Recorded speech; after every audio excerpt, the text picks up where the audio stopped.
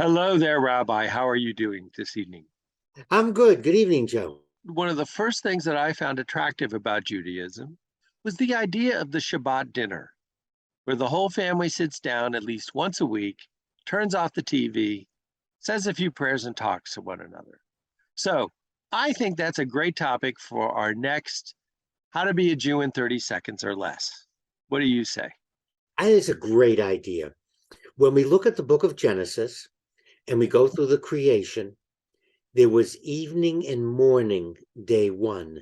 There was evening and morning day two. So now we have the definition of a day. The day begins at sundown.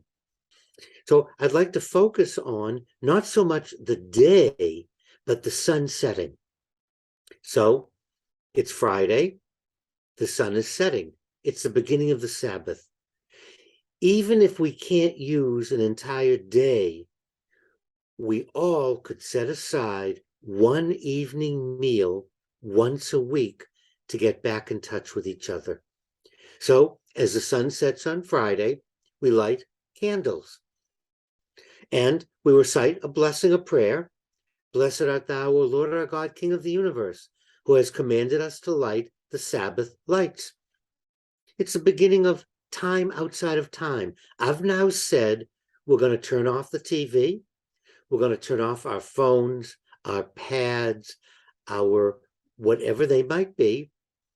And we're going to acknowledge this time as a time to get in touch with something spiritual, to talk to each other. Now we can begin our Sabbath meal. It can be elaborate. It could be takeaway. It could be home cooked. That is not important. We don't want to ruin the time or the moment with scrupulosity or being picayune.